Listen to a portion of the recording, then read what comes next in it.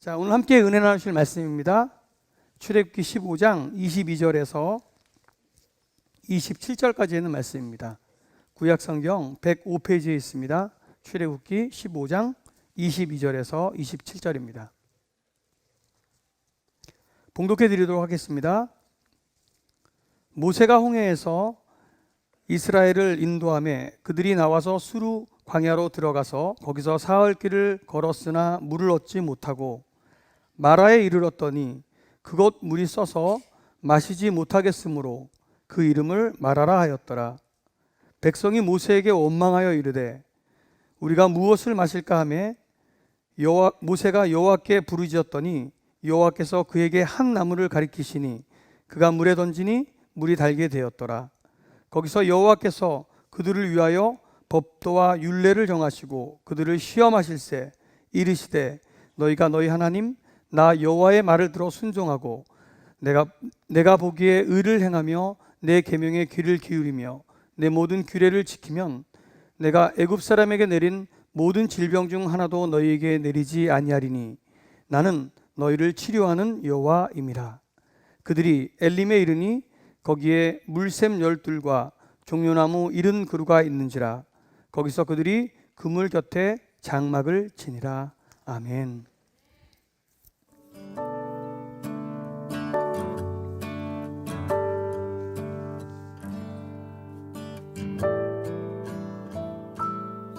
참 아름다운 곳이라 주님의 세계는 정말로 내가 나갔고 솔직할 수 있는 곳 조금이라도 내 의라 말할 수 없는 이곳은 바로 주님의 세계라. 참 아름다워라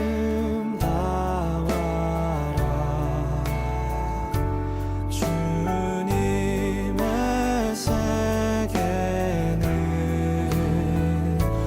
저 솔로몬의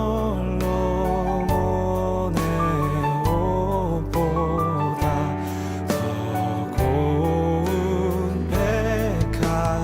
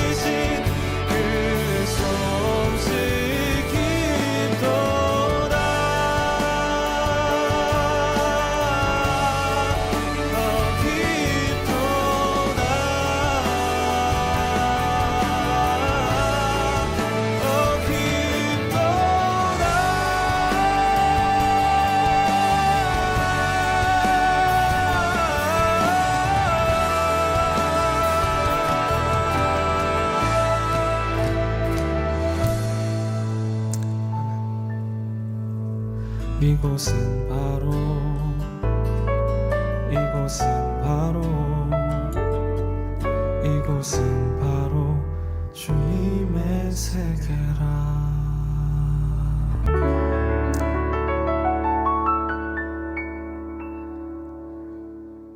언제나 내가 나일 수 있는 곳, 솔직해도 좋은 곳, 베들에 오신 여러분들을 다시 한번 주님으로 환영합니다. 되게 좋은 것 같아요. 내가 나일 수 있다는 게 얼마나 좋은지. 누가 되려고 애쓸 필요도 없고, 그죠? 뭘 감출 것도 숨길 것도 꾸밀 것도 없는 곳. 그것이 정말 내 아버지 품, 아버지의 집, 바로 이곳이 아닌가 생각해 봅니다. 지난 수요일부터 어제까지 저는 말레이시아 선교지를 잠깐 다녀왔습니다. 말이 선교지 방문이지 애들 보러 갔다 왔습니다. 갈 때는 참 좋았는데 돌아올 때는 마음이 많이 무거웠습니다. 다시 또 손주들을 두고 오려고 하니까 이제 나엘이가 큰 손녀가 이제는 조금 이렇게 헤어짐에 대해서 아는 것 같아요. 그래서 괜히 분위기가 좀 꿀꿀하고 막 울라 그러더라고요. 근데 딱 20불에 해결받습니다. 돈 20불 주니까 그냥 헤 웃고 그만두더라고요. 그래서 역시 더 많이 사랑하는 사람이 항상 더 약자구나 하는 생각 다시 한번 돌아왔습니다. 집을 오랫동안 비웠다가 돌아오니까 생각지도 못했던 이런 박스 하나가 왔어요. 그래서 여러분 앞에서 언박싱을 해보려고 어제 막 뜯고 싶었는데 안 뜯고서 밤새도록 제가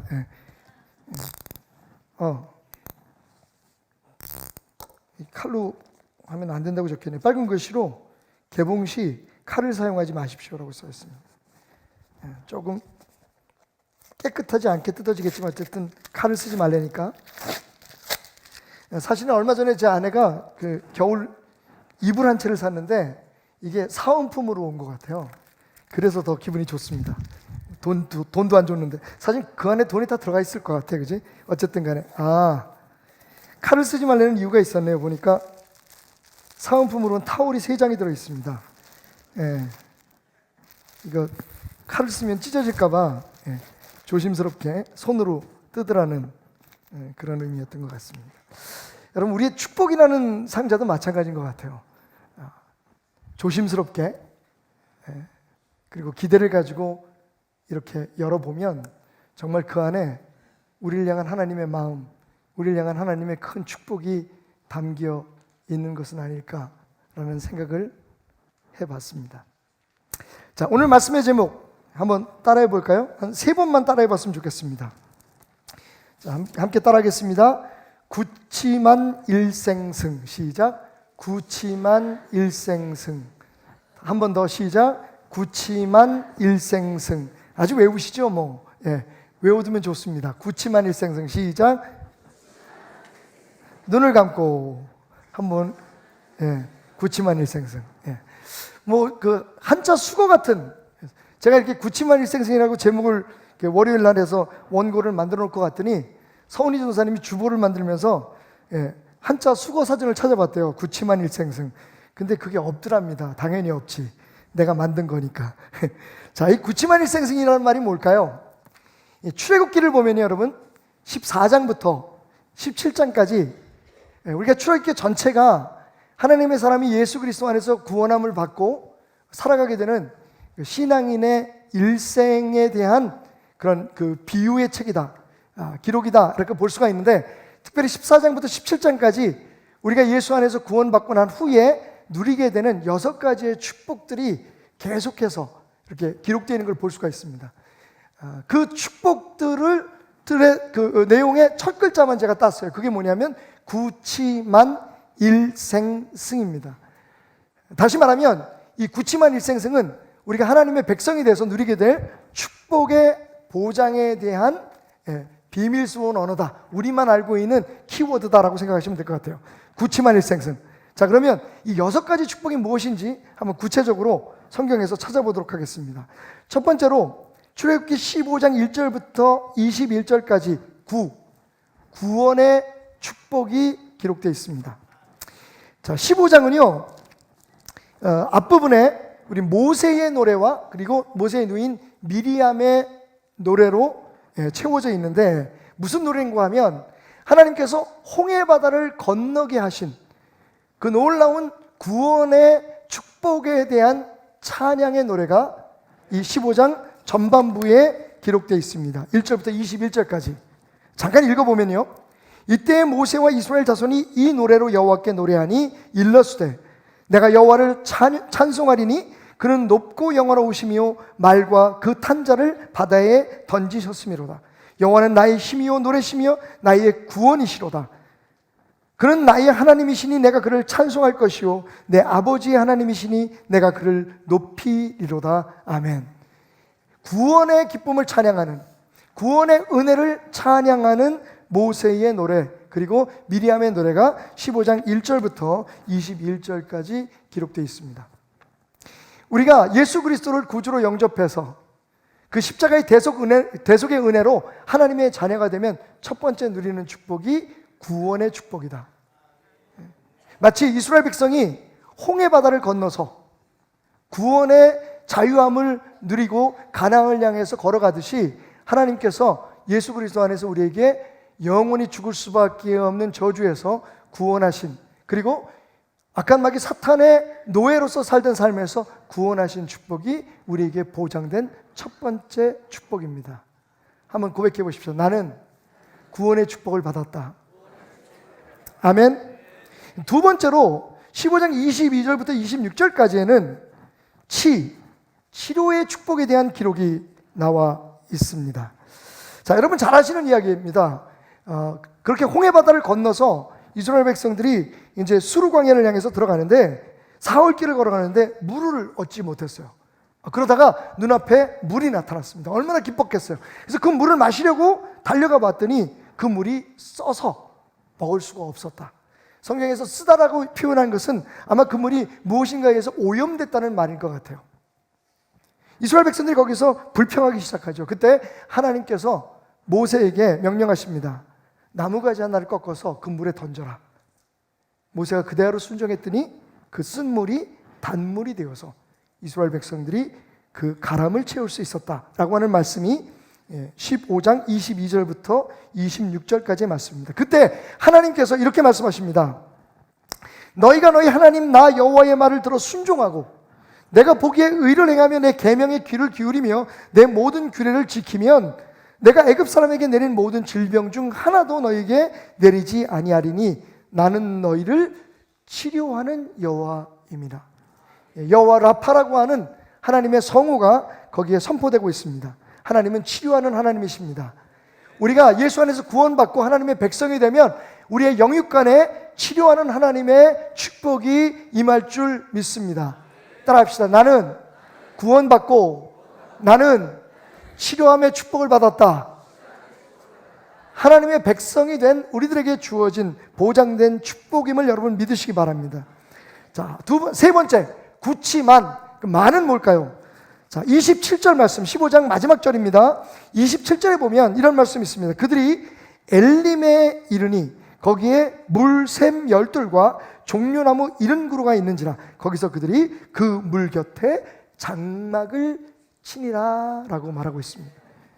마라라는 곳에서 이스라엘 백성들이 잠시 가란 목을 사흘 동안 물을 먹지 못해서 가랬던 목을 채우고 하나님의 명령에 따라 엘림이라는 곳으로 가게 됩니다. 거기에 갔더니 하나님께서 미리 예비해 놓으신 물샘 12과 종려나무 70그루가 있었다라고 성경은 말하고 있습니다. 거기서 이스라엘 백성들이 장막을 치고 잠시 머물게 됩니다.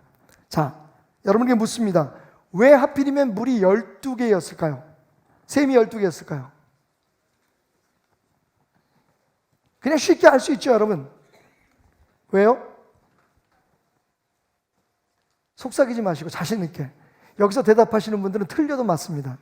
무조건 정답입니다. 자, 물샘이 12개가 있었던 이유는, 하나님께서 12개를 준비하신 이유는, 아멘. 이스라엘 제파, 12제자, 누가 12제자라 그러셨어요? 예. 결국 영적으로는 같은 말이겠지만, 사실 이스라엘 백성들이 몇 개의 지파로 되어 있었죠? 12지파였었잖아요. 그러니까 좀 숫자가 많은 지파는 큰 샘을 얻었을 것이고, 좀 숫자가 작은 지파는 작은 샘을 얻었을 것이고, 여러분, 샘의 크기가 크고 작음에 따라서 물이 많이 솟구치고 적게 솟구칠 수 있었겠지만 중요한 건 뭡니까? 그들이 모두 만족할 만큼 충분한 물이 있었다는 겁니다. 그리고 거기에는 70그루의 큰 나무, 원래 엘림이라는 뜻이 큰 나무라는 뜻이거든요. 큰 나무 70그루가 있어서 당시에 한 200만 정도로 추정되는 이스라엘 백성들 모두가 그 그늘 밑에서 장막을 치고 쉴 수 있었다. 여러분, 풍부한 물이 있었고요. 그리고 큰 나무 그늘이 그들을 편안하게 감싸주는 곳, 엘림의 축복. 이 축복을 우리는 하나님이 보장해 주신 하나님의 백성들에게 주어진 만족함의 축복이다 라고 표현합니다. 구치만, 만이 무슨 만자라고요? 만족하다는 뜻입니다. 자, 한번 고백합시다. 나는 구원의 축복을 받았고 치료함의 축복을 받았고 만족함의 축복을 받았노라. 아멘. 여러분, 15장부터 사실 14장부터 시작되죠. 홍해 도강작전부터 시작하면 14장부터 17장까지는 하나님의 백성들이 하나님의 백성이 돼서 누리게 되는 6가지의 축복을 쭉 나열해 놓은 것입니다. 우리가 그 중에 3가지를 지금 공부했습니다. 자, 후반부 3가지, 구치만, 그 다음에 뭐죠? 일생승. 자, 16장에 보면 일자로 시작되는 축복이 기록되어 있습니다. 이름하여 만나와 메추리의 축복, 메추라기의 축복. 자, 이 축복을 다른 말로 얘기하면 일용할 양식을 주시는 축복이다. 아멘. 여러분, 이 메추라기와 만나의 축복의 특징이 뭡니까?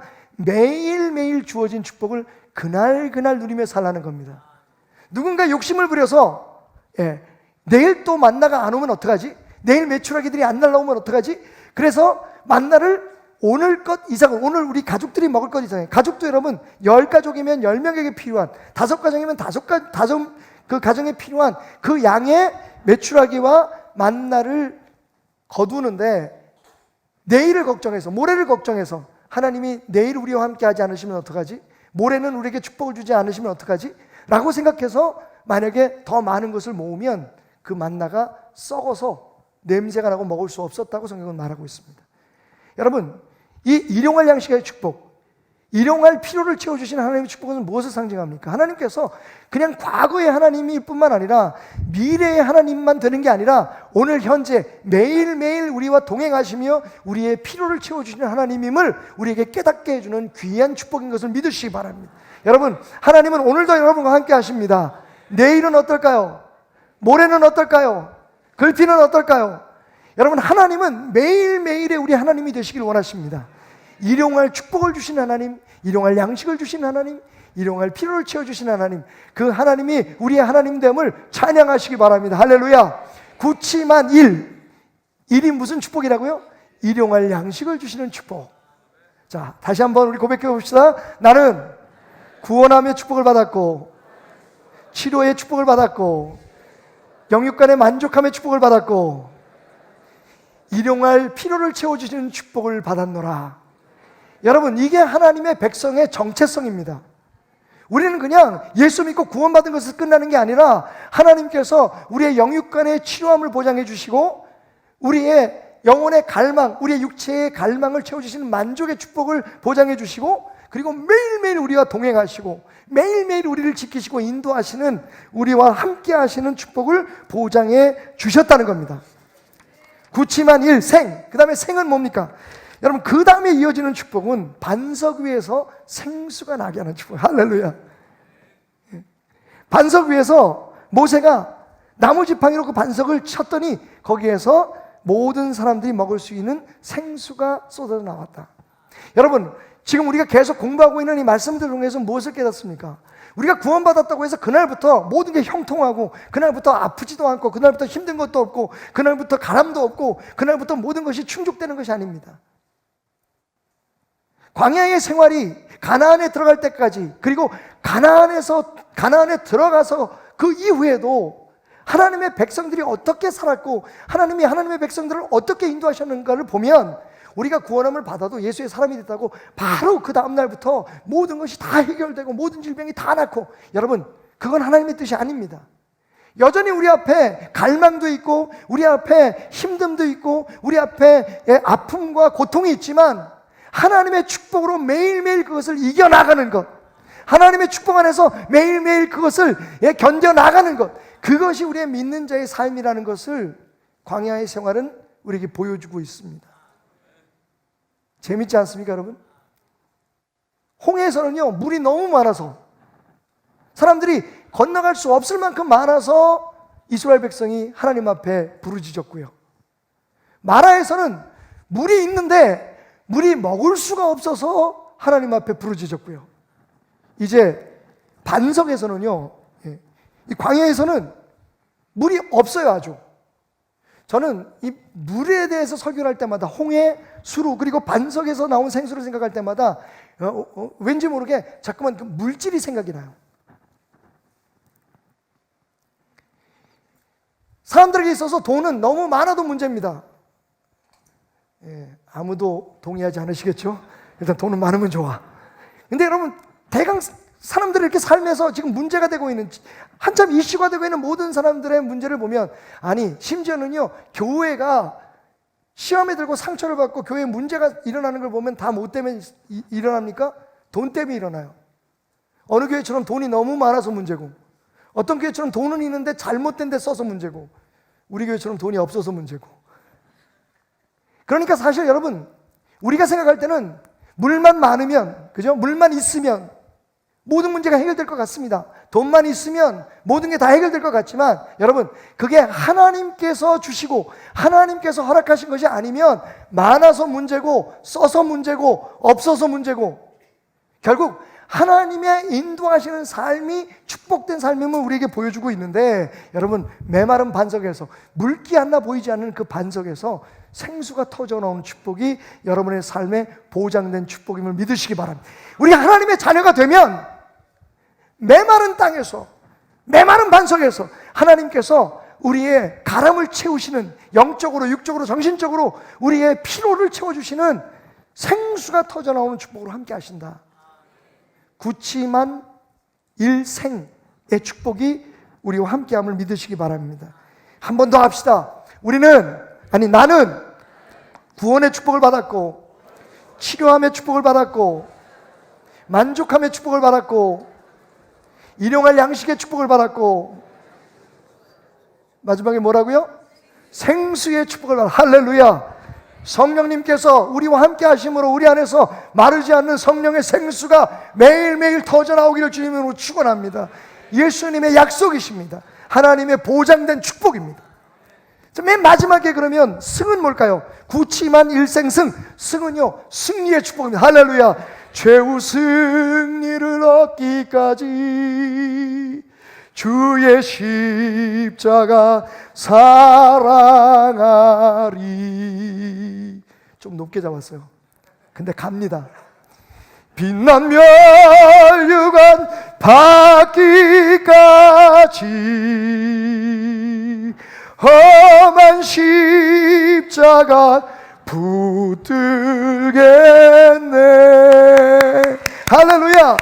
여러분, 구원받은 우리는 하나님께서 치료해 주시고 우리의 영육간의 만족함을 보장해 주시고, 하나님께서 매일매일 우리와 동행하시면 우리의 필요를 채워주시고, 할렐루야. 우리의 메마른 땅과 같은 삶 속에 메마른 우리의 정서와 우리의 메마른 정성과 메마른 정신과 메마른 영성에 하나님께서 생수가 터져나오는, 성령의 생수가 넘쳐나는 축복을 보장해 주십니다. 그리고 맨 마지막에 뭐라고요? 최후의 승리가 보장되었음을 믿으시기 바랍니다.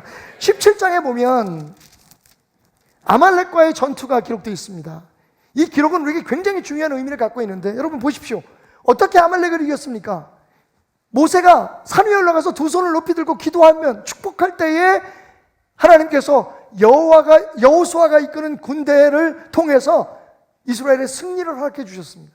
그러다가 모세가 힘이 딸려서 팔이 아파서 그 올린 손을 떨어뜨리게 되면 아말렉이 다시 이스라엘을 공격하는 일들이 벌어졌다고 성경은 말하고 있습니다.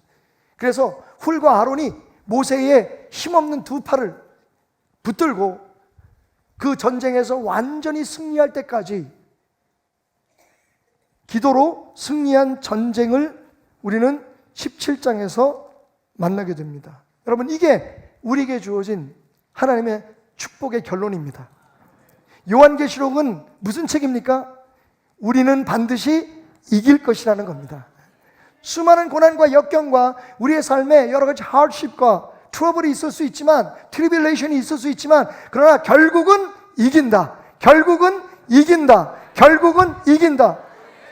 악한 마귀 사탄과 같은 아말렉이 이스라엘 백성들을 이겨낼 수 없듯이, 기도로 승리했듯이, 하나님께서 승리하게 하셨듯이 최후의 승리의 축복이 우리에게 보장됐음을 믿으시기 바랍니다. 이렇게 하나님께서 애굽이라고 하는 세상에서 하나님의 백성으로 구원하신 우리들에게 구치만 일생승, 구원의 축복, 치료의 축복, 만족의 축복, 매일매일 우리와 함께하는 일용한 양식의 축복, 할렐루야, 생수의 축복, 그리고 마침내 승리의 축복을 보장해 주셨음을 여러분 믿으시기 바랍니다. 이게 우리의 축복의 상자 속에 담겨 있는 하나님이 우리에게 허락하신 축복들이에요. 그런데 여러분, 이 6가지의 축복을 생각할 때 우리가 잊지 말아야 할 게 있습니다. 그게 뭐냐 하면, 이 6가지의 모든 축복이 다 하나님의 은혜였다는 겁니다. 은혜는 무엇입니까? 우리가 자격이 없는데, 우리가 그런 조건이 되지 않는데 우리에게 주어진 하나님의 favor, 하나님의 은총을 뜻합니다. 우리가 노력을 해서 얻은 걸 은혜라고 얘기하지 않아요. 우리의 능력으로 얻은 것을 은혜라고 얘기하지 않습니다. 여러분, 이 6가지의 놀라운 축복들을 한번 다시 생각해 보겠습니다. 어느 것 하나 이스라엘 백성들이 자기들이 가지고 있는 능력으로 해결한 부분이 있습니까? 홍해바다가 갈라진 사건을 보세요. 이스라엘이 홍해바다를 자기들의 능력으로 갈랐습니까? 배를 만들어서 건넜습니까? 아니면 특공대를 보내서 그 바다 위에 떠 있는 그런 다리를 만들어서 건넜습니까? 200만의 아이들, 노인, 여자들, 그리고 장정들까지 포함해서 200만이 되는 사람들에게 수영을 가르쳐서 홍해바다를 건넜냔 말입니다. 아닙니다, 여러분. 이스라엘 백성은 한 것 아무것도 없어요. 그저 믿음으로 순종했을 뿐이고 하나님께서 홍해바다를 가르셔서, 할렐루야, 홍해바다를 가르셔서 건너게 하셨어요. 치료의 역사도 생각해 보십시다. 여러분, 쓴물을 단물로 만든 게 뭐였죠? 많은 사람들이 생각하기를 그건 나무가지라고 생각하지만, 여러분, 나무가지가 쓴물을 단물로 만들 수 없습니다. 그 나무가지를 하나님 말씀대로 순종해서 던졌던 모세의 그 순종과 겸손함이 그 쓴물을 단물로 바꾸는 줄 믿습니다. 이스라엘 백성을 가지고 있는 무슨 어떤 묘약이 쓴물을 단물로 바꾼 거 아니에요. 거기에 있는 물을 전부 다 단물로 엎은 거 아닙니다. 하나님의 말씀이, 하나님의 능력이, 하나님의 은혜가 인간으로서는 할 수 없는 역사를 일으키셨음을 믿으시기 바랍니다. 여러분, 이어지는 다른 축복들도 마찬가지예요. 아말렉을 어떻게 이스라엘 백성이 이길 수 있습니까? 430년 동안 노예로 살아왔던, 몇 대에 걸쳐서 노예 근성에 사로잡혔던 이스라엘 백성이 그 광야에 도적대인 아말렉을 이길 수 있는 방법이 있습니까? 무기도 안 되고요, 병력도 안 되고요. 전쟁의 전술에 있어서도 이스라엘 백성들은 정말 무례한입니다. 아무것도 할 수 없었습니다. 그런데 하나님께서 팔만 들고 있어도 이기게 하신 것을 믿으시기 바랍니다. 이런 걸 은혜라고 얘기하는 거예요. 반석에서 물이 터져 나왔습니다. 은혜입니다. 할렐루야. 아침마다 일어나면 거의 1m 높이에 완전 식품이 만나가 쌓였어요. 할렐루야. 그것도 매일매일 하루 끼에 만나가 쌓였는데, 여러분, 안식일에는 이틀치가 쌓였어요. 모든 것이 하나님의 은혜임을 우리에게 주장하고 있습니다. 모든 것이 하나님의 은혜임을 우리에게 깨닫게 하고 있습니다. 이 6가지 축복이요, 하나도 빠짐없이 이스라엘 백성 스스로의 노력이나 자신의 능력으로 된 것이 아니라 순종으로 이루어진 하나님의 은혜임을 믿으시기 바랍니다. 하나님께서 하신 겁니다. 홍해를 가르시고 반석에서 물을 나게 하시고 저 멀리는 만나와 메추라기를 보내셔서 매일매일 풍족하게 먹게 하시고, 할렐루야. GPS도 없고 지도도 없는데 엘림이라는 곳으로 데려가셔서 그 200만의 이스라엘 백성들이 편안하게 며칠을 쉴 수 있도록 12개의 우물, 싸우지 않게, 경쟁하지 않도록. 여러분, 세상은요 경쟁력으로 살아간다고 얘기하지만 하나님의 나라에서는 순종력이 힘인 것을 믿으시기 바랍니다. 싸울 필요가 없었어요. 인구가 많은 족속은 큰 셈을 주고, 인구가 작은 족속은 조그만 셈을 주고, 그냥 자기에게 충족할 만큼, 자기에게 충분한 만큼의 축복이 하나님 안에서 보장되었음을 믿으시기 바랍니다. 6가지의 모든 축복이 우리에게 무엇을 얘기해 주느냐? 그리스도 안에서 하나님의 백성된 우리의 삶은요, 우리의 힘으로, 우리의 능력으로, 우리의 재주로 살아가는 게 아니라 하나님의 은혜로 살아가는 것을 우리에게 증거해 주고 증명해 주고 있습니다. 여러분, 기독교는 은혜의 종교입니다. 경쟁에서 이기는 종교가 아니에요. 우리가 주변의 다른 교회보다 잘 돼야 된다고 경쟁할 필요 없습니다. 그 순간 교회는 하나님의 뜻을 어기게 되는 것입니다. 교회 안에서 서로 누가 잘한다 못한다, 누가 더 잘났다 못났다 경쟁하지 마시기 바랍니다. 세상에서, 우리가 세상에 나가서 살아갈 때에 경쟁하라고 말합니다, 여러분. 왜냐하면 은혜로 살아갈 수 없는 사람들은 경쟁을 해야, 그죠? 여러분, 저희가 동구권에 있는 많은 나라들을 가보았습니다. 소련의 지배를 받으면서 공산화됐고 사회주의가 된 나라들을 가보면요, 저는 안타깝게 진짜 잘 살기 좋은 나라 같잖아요, 그죠? 모든 사람이 다 동등하게. 북한에 갔더니 그 북한에 있는 사람들이 뭐라 그러는 줄 아세요? 남한에 있는 사람들이 불쌍하대요. 남조선 사람들이 불쌍하대. 왜 그러냐 했더니 집 없는 사람이 너무 많대. 자기네는 집 없는 사람이 없대. 알고 보니까 진짜 집은 다 있더라고요. 거지 같아서 그렇지. 공산주의의 특징이 뭡니까? 집 다 있어요, 여러분. 우리처럼 집 가지고 막 더 좋은 집에서 살려고, 더 좋은 환경에서 살려고 애쓰고 경쟁할 필요가 없습니다. 남보다 돈을 더 많이 벌려고 경쟁할 필요가 없잖아요, 그죠? 근데 여러분, 못 살아요. 인간 사회에 있어서 경쟁은 우리로 살아있게 있는 힘입니다. 근데 여러분 기억하십시오. 그 경쟁력으로 하나님의 나라에서 사려고 하면 그게 문제가 되는 거예요. 왜냐하면 어차피 하나님께서 우리에게 허락하신 이 6가지의 구치만 일생승이라고 하는 축복, 하나님의 백성이 되면 보장받는 이 축복은요, 우리가 경쟁해서 우리의 힘과 노력과 우리의 경험과 우리의 재주로 얻는 것이 아니라 하나님께서 주시는 것이기 때문입니다. 은혜이기 때문입니다. 은혜. 하나님의 은혜로 살아가는 게 하나님 나라입니다. 교회는 그러니까 하나님의 은혜로 살아가야지 인간의 재주와 노력으로 살아가는 것이 아닙니다. 왜 베델교회가 저렇게 태평한가? 천하태평해, 베델교회.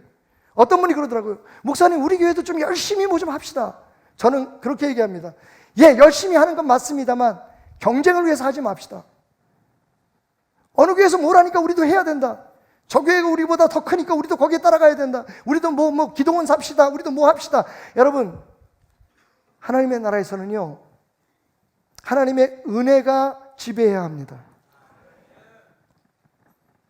성경에 보면요, 세상에서 경쟁력을 주장하는 사람들이 하는 얘기가 다 들어있어요. 하나님의 은혜를 받은 사람들은 여러분 열심히 살아야 됩니까? 안 그래야 됩니까? 부지런해야 됩니까? 그렇지 않아야 됩니까? 심지어는 하나님께서 달란트 비유를 통해서 하나님의 은혜 가운데 사는 사람들은 정말 하나님이 주신 축복을 지혜롭게 불려나가야 된다고 얘기하고 있어요. 그런데 남을 이기기 위해서가 아닙니다. 그런데 남보다 더 잘 살고 내가 다른 사람에게 내 자신을 더 드러내기 위해서가 아닙니다. 지금 우리가 거기에 실패하고 있는 겁니다. 우리 교회의 지도자가 우리 교회가 뭐 어느 교회보다 더 낫고 우리 교회가 세계에서 무슨 몇 지가는 교회이고, 여러분 그건 하나님의 뜻이 아닙니다. 우리가 열심히 해야 됩니다. 전도도 열심히 해야 되고. 아멘 좀 하소. 제가 아멘을 강요하지는 않지만 이런 때는 좀 하셔야 돼요, 여러분. 전도도 열심히 하고, 헌금도 풍족하게 하고, 헌신도 잘하고. 근데 여러분, 남보다 잘한다는 걸 보여주기 위해서거나 내가 우리 교회에서 진짜 이런 능력이 있다고 보여주기 위해서 하는 게 아니에요. 기도도 열심히 하는 여러분 되시길 주님의 이름으로 축원드립니다. 근데 왜 그렇게 해야 되느냐? 그게 하나님의 명령이기 때문에 그런 거예요. 우리는 경쟁력으로 사는 게 아니라 뭘로 산다? 순종력으로 삽니다. 왜? 우리가 누리는 모든 것은 하나님의 은혜이기 때문입니다. 은혜는 경쟁에서 얻는 게 아니에요. 내가 노력하고 수고해서 얻는 게 아닙니다. 만약에 여러분 우리가 이 질서를, 이 법칙을 정확하게 이해한다면요, 베델교회는 앞으로도 이렇게 세상에서 가장 평안한 교회로 하나님 앞에 축복받으면서 흘러가게 될 것입니다. 우린 경쟁하지 않습니다, 여러분. 우린 경쟁하면 안 됩니다. 우리는 순종하는 겁니다. 열심히 봉사하고 헌신하고 하나님 앞에 우리의 모든 것을 드리지만 왜? 이기려고 하는 거 아니에요. 그분들은 그분들대로 하나님 앞에 순종하게 내버려 두고 우리는 우리에게 주어진 하나님의 명령에 순종하는 사람들이 되시길 바랍니다. 눈치채셨죠, 여러분? 하나님의 축복, 구치만 일생승의 축복은 하나님의 자녀, 하나님의 백성 돼서 살아갈 때 우리가 누리는 축복은요, 하나님의 은혜입니다. 우리가 자격이 있어서 받는 게 아니에요. 우리가 능력이 있어서 받는 게 아닙니다. 그만한 대가를 지불하고 그렇게 수고해서 얻는 게 아닙니다. 하나님의 주신 은혜입니다. 그럼 이 은혜를 어떻게 우리의 것으로 누릴 수 있을까요?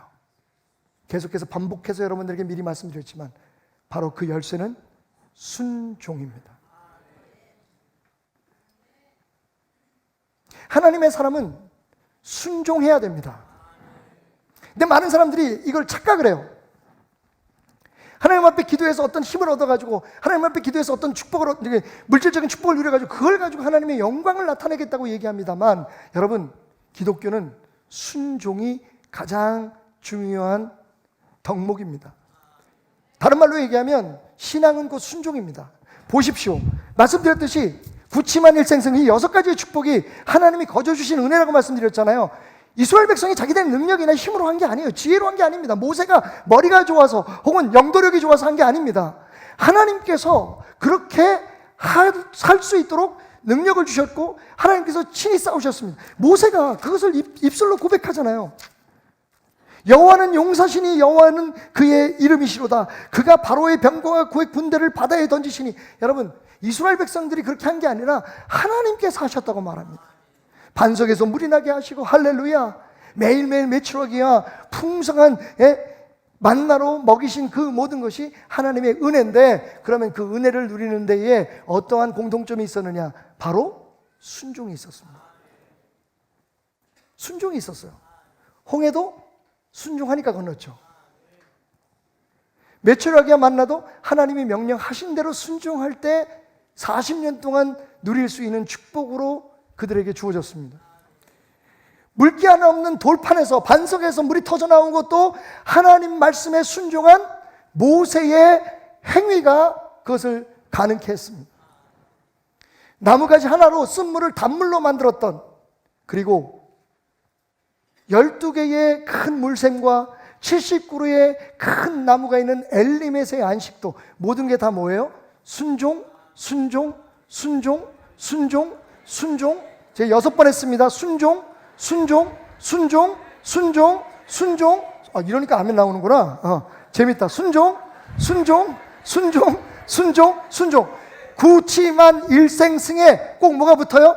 순종하니까 구, 순종하니까 치, 순종하니까 만, 순종하니까 일, 순종하니까 생, 순종하니까 승. 이렇게 하니까 아멘 나오는구나. 전 배울 게 너무 많아요 지금. 여러분, 하나님은 이 광야의 생활을 통해서 짧지만 우리 하나님의 백성들에게 보장된, 하나님의 백성으로 살아가는 사람들이 누려야 할 이 축복에 대해서 설명하면서 그 모든 축복이 내가 준 은혜이며 그 은혜는 순종하는 자에게 허락된 것이라는 것을 말씀하고 계십니다.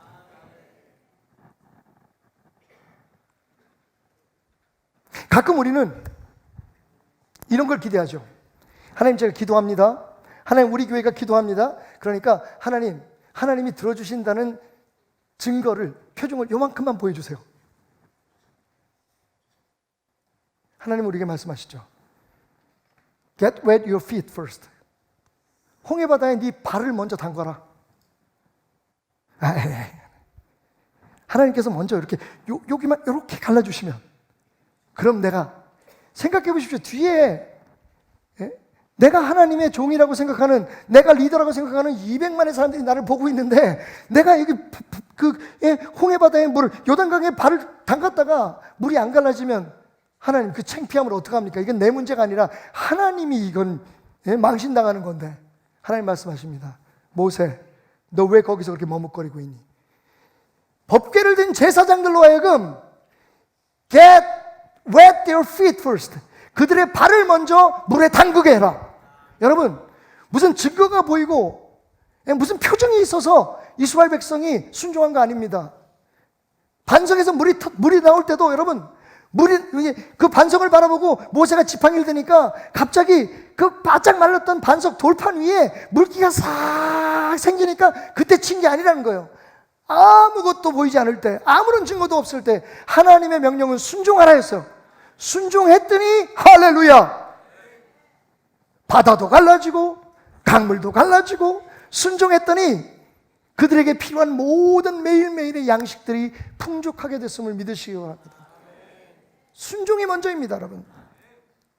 저도 그 문제에 있어서 하나님과 굉장히 많은 신음을 해왔습니다. 그러니까 아직도 완벽하지 않지만 요즘은 좀 배워가는 것 같아요. 하나님, 이게 중요한 일이 있는데 하나님, 뭔가 좀 이렇게 도움의 손길, 필요한 물질을 주시면 제가 움직이겠습니다. 하나님 말씀하십니다. 박 목사, 너 먼저 움직여라. 정말 바보인 척 요구더먹을 각오하고 제가 첫 발을 디뎠을 때 하나님께서 주시는 놀라운 축복을 경험하게 되었습니다. 여러분의 삶에는 이미 축복이 보장되어 있고 하나님을 아버지로 섬길 때에 누려야 될 축복들이 선포되어 있는데, 문제는요, 순종입니다. 잘 알고 있는데 그게 어렵습니다.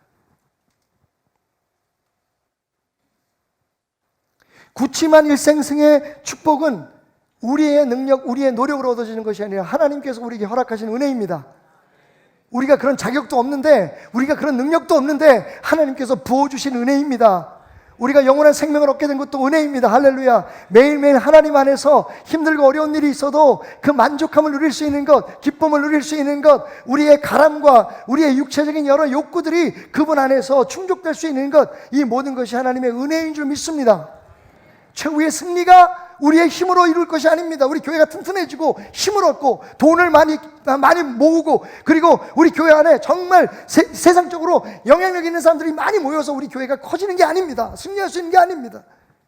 오히려 하나님은 작은 교회를 통해서 이 주변에 있는 우리 교회보다 더 작고 연약해 보이는 교회들을 통해서 하나님의 놀라운 역사를 이루실 줄 믿습니다. 왜냐하면 그것이 우리의 능력이나 우리의 재주가 아니라 어떤 사람의 리더십이나 어떤 사람들의 단합력이 아니라 하나님의 은혜로 이루어진다는 것을 세상에 보이기를 원하시기 때문입니다. 그러면 그 능력을 어떻게 우리의 삶에 끌어들일 수 있습니까? 순종입니다. 순종입니다. 우리가 순종할 때 하나님은 우리에게 보장하신, 약속하신 축복의 문을 여십니다. 구치만 일생승. 뭐로요? 순종으로. 순종하는 여러분 되시길 주님의 이름으로 축원드립니다.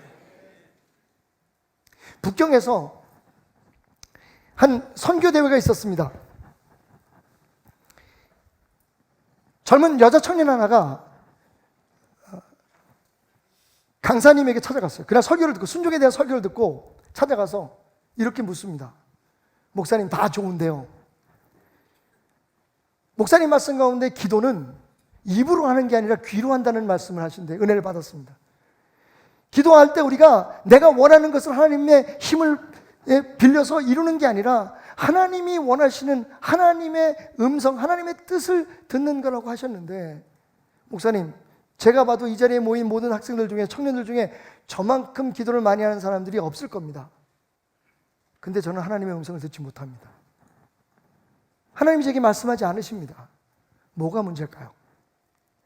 그때 이 강사님이 이런 말씀을 하셨어요. 자매, 휴대폰 가지고 있지?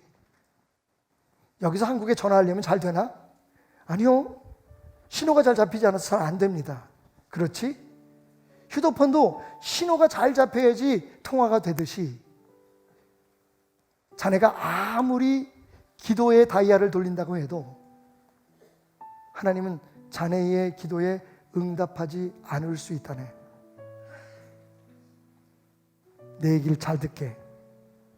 기도하기 전에 자네는 순종하겠다고 하는 마음으로 하나님 앞에 기도하는 것을 배워야 하네. 여러분,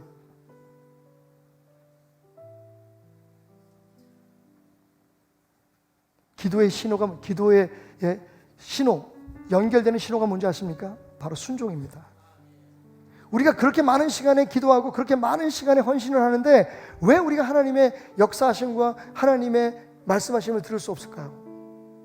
일단 한번 기도해서 응답 받아보고 내가 판단하고 내가 할 수 있으면 하고 내가 하기 싫으면 안 한다고 생각하기 때문에, 여러분, 우리는 순종을 판단의 결과로 생각합니다. 여러분, 말씀을 들을 때도 마찬가지예요.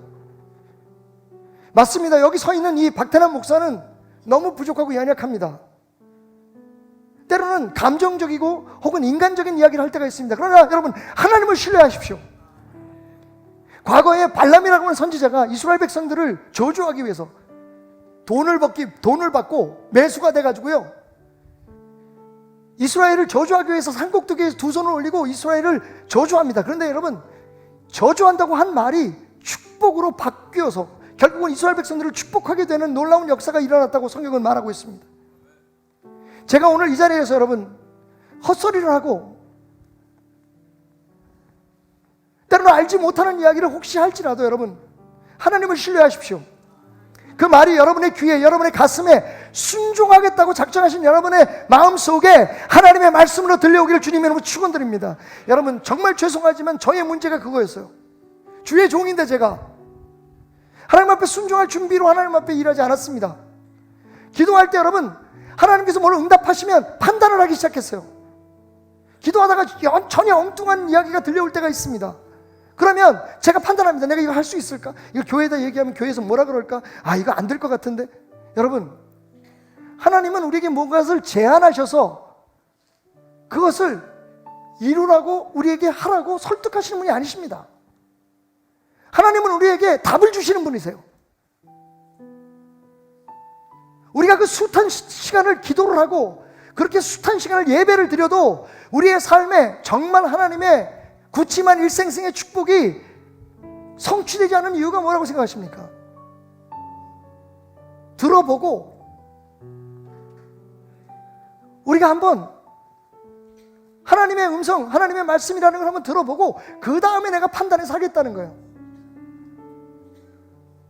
마치 신호가 약한 휴대폰처럼 하나님의 음성이 들려와도 우리는 그 음성을 받아들일 수가 없는 겁니다. 그 목사님이, 그 강사님이 그 자매에게 말했답니다.